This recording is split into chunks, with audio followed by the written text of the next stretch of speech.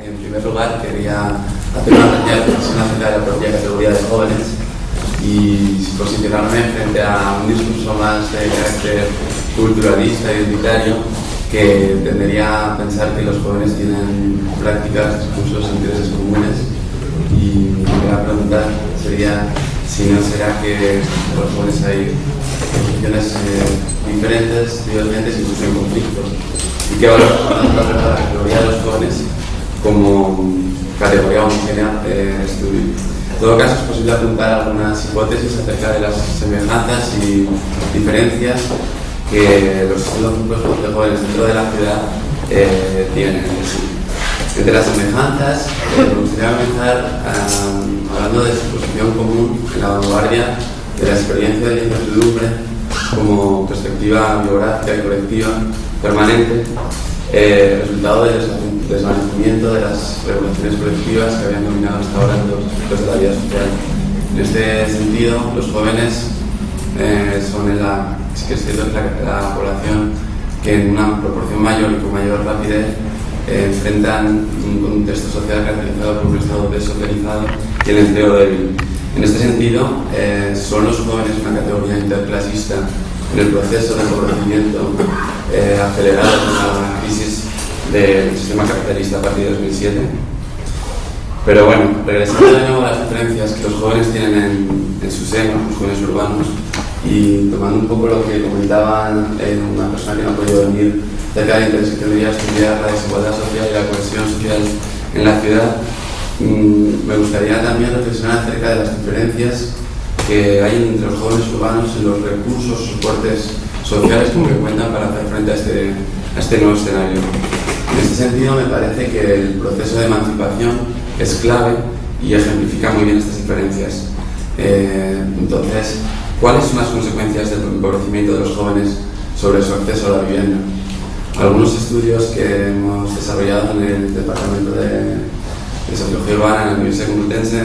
apuntan algunas líneas interesantes a la hora de diferenciar a los jóvenes en su proceso de acceso a la vivienda. En primer lugar, respecto de las transformaciones socioeconómicas recientes, se comprobó una reducción de la edad de la emancipación con el boom inmobiliario, el boom económico en España, con el acceso de población joven al empleo a edades muy jóvenes, como desde los 16 a los 21 años, por ejemplo. Y una vez llegada la crisis económica, lo que se observa es que es en esta población en la que vuelve a subir de manera muy acusada la edad de emancipación, mientras que se mantiene entre las categorías de una edad más mayor hasta los 30 años, incluso 35 como se considera en España. Por otro lado, en términos de clase social, se observa que la edad de emancipación se concentra entre los 25 y los 29 años entre los jóvenes de clases, una condición socioeconómica más privilegiada o enriquecida, mientras que las clases empobrecidas tienen una edad de emancipación que se extiende entre los 16 y los 30 años. Asimismo, también en torno a la emancipación y también teniendo siempre en perspectiva las políticas que se podrían adaptar para favorecer el acceso de los jóvenes a la vivienda, es interesante, me parece, que el 50% de los jóvenes que acceden a su primera vivienda, que se emancipan, lo hacen en alquiler, mientras que del conjunto de los jóvenes el régimen de tenencia de su vivienda es de tan solo del 25%, con lo cual se confirma que el alquiler es un estado residencial de transición y además breve. Una pregunta que podríamos hacernos sería ¿qué políticas de vivienda son necesarias ante esta situación, ante estos datos? Porque si bien es cierto que no hay demanda solvente de vivienda, lo que sí hay es una gran necesidad social. ¿Qué estrategias alternativas de acceso a la vivienda se están desarrollando en el escenario actual? En cualquier caso, este tema nos lleva a las prácticas de movilidad residencial de los jóvenes y sus prácticas a la hora de elegir su asentamiento espacial residencial. Me parece que los jóvenes han sido actores fundamentales en los procesos de reestructuración de la geografía social de Madrid y del resto de ciudades españolas mediante sus prácticas de movilidad residencial, y han jugado un papel muy importante en los procesos de inversión y desinversión de ciertos espacios, de revalorización y degradación, así como la lógica más general del urbanismo neoliberal de vaciado y llenado de espacios. En primer lugar, los jóvenes han tenido un papel importante en todo el desarrollo, el boom inmobiliario en los polígonos residenciales de periferia. Habría que preguntarse de qué modo, qué jóvenes se han desplazado a qué periferias, mediante qué modos de acceso a la vida, cómo los han financiado y qué consecuencias tiene el boom inmobiliario, la crisis actual sobre las trayectorias esperadas. Por otro lado, también en los centros urbanos, los jóvenes son, en mi opinión, actores fundamentales en el juego de la identificación y de la renovación urbana. Y no solo los jóvenes, sino el discurso en torno a un tipo concreto de jóvenes, el discurso en torno a la creatividad, la innovación, la renovación, la colectividad, etc. Pienso que hay un discurso de los jóvenes que ha legitimado ciertas operaciones de renovación urbana que han ocultado a otro tipo de jóvenes y a otro tipo de ciudad. Por otro lado, también se podría decir que en torno a los procesos de segregación, un tipo de jóvenes que serían aquellos jóvenes que participando en el sistema educativo tuvieron unas expectativas de movilidad social ascendente, que en la actualidad, ante la devaluación de ciertos empleos profesionales y asimismo las faltas de oportunidades laborales, permanecen en sus barrios de origen, lo cual propicia un cierto repunte de la mezcla social que parecería contradecir las tesis de la polarización en la ciudad contemporánea. Y también, en este sentido y por último, como hipótesis, como pregunta, me planteo cuál puede ser en qué procesos de vaciado de la ciudad pueden intervenir los jóvenes en un contexto de una estructura productiva que no les da ninguna o apenas les da oportunidades. Hablando en un sentido amplio de este proceso general de empobrecimiento y declive de la protección sociolaboral, el barrio emerge como el lugar donde se reorganizan las oposiciones y conflictos que estructuran la vida social y donde cristalizan las principales desigualdades, en detrimento del espacio que ocupaba en las relaciones laborales. ¿Cuáles son los soportes y recursos necesarios para la integración social ofrecidos para y por los jóvenes a través de las relaciones espaciales que propicia la ciudad? ¿Qué nuevas formas de organización vecinal, familiar, espacial aparecen en un contexto de un estado social en repliegue? ¿Qué rol ocupan los jóvenes en el repunte del barrio como forma de organización social? En este escenario se plantea la incógnita acerca de cuáles son los límites precisamente de familias y vecindarios en el sustento de unos jóvenes cada vez más precarizados, especialmente en el escenario de un anunciado y propiciado colapso del sistema público de pensiones.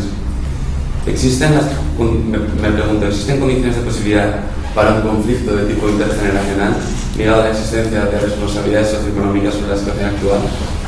¿Qué derivas puede tomar este conflicto en el uso de los espacios y también de los bienes de su colectivo?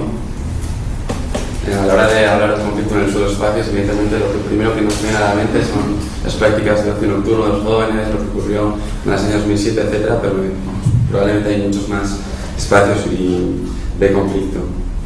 Otro tema que me parece importante, siguiendo con el conflicto potencial que existe en el espacio urbano, es un sector tanto social como espacial que ha ocupado la atención mediática, política y académica durante la última década, y es protagonizado especialmente por aquellos, sobre todo por jóvenes inmigrantes de primera y segunda generación, residentes en espacios donde se concentra la población empobrecida y con pocas esperanzas de integración social. Se trata de la vanguardia en la desafiliación social, la discriminación y el estigma territorial. ¿Qué políticas se han implementado para, tratar con estos sectores de la ciudad?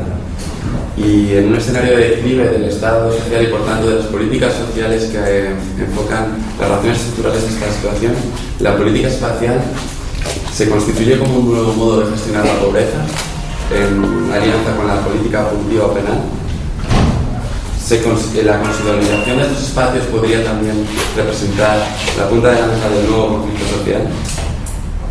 En cualquier caso, el precariado hoy en día es como dice Robert Castell, es un subcontinente que se extiende a la vez que permanece fragmentado. Y me pregunto si los jóvenes, como avanzadilla de esta experiencia en la precariedad y la desocupación masiva, pudieran ocupar liderar un proceso de toma de conciencia del precariado como una clase objeto o clase para sí, por hablar en términos clásicos. Directamente relacionado con este tema, y si se cumple esta hipótesis acerca de la posibilidad de que los jóvenes lideren un proceso de toma de conciencia del precariado como clase, el espacio público en todo caso se ha confirmado como un espacio de escenificación del conflicto social frente a las voces que anunciaban su desaparición en favor de una dimensión no política y relacional, sino más funcional y topográfica.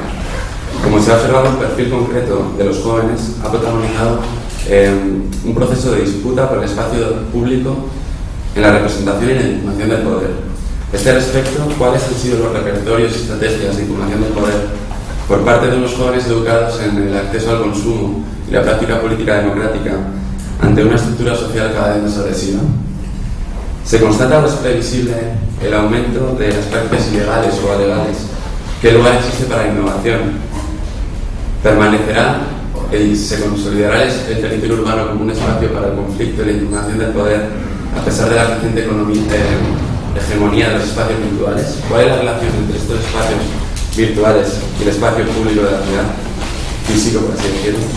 Y finalmente, para acabar, en el presente escenario de criminalización del conflicto social, todos podemos tener en mente lo ocurrido recientemente con todo lo relacionado con el 15M, rodear el Congreso, etcétera, etcétera. Y siguiendo un texto de Manuel de Lado, ¿qué papel juega el mito de la violencia juvenil en el desplazamiento de las razones estructurales de esta violencia hacia la naturalización de la misma en colectivos denominados como antisistema, principalmente? ¿De qué modo, por último, se cruza y se diferencia la clase social con la edad dentro de los jóvenes a la hora de emerger modos de conflicto social y impugnación del poder que podríamos pensar oscilan entre expresiones como sería desde un lado el 15M en Madrid hasta lo que ocurrió, por ejemplo, en Londres en los disturbios ocurridos en Tottenham por lo que yo pienso que son jóvenes de clases sociales muy diferentes?